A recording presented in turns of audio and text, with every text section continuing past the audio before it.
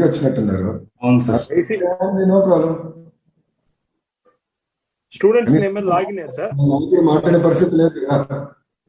అవును sir. Will go next అమ్మా, let's go, order వెళ్దాం నెక్స్ట్.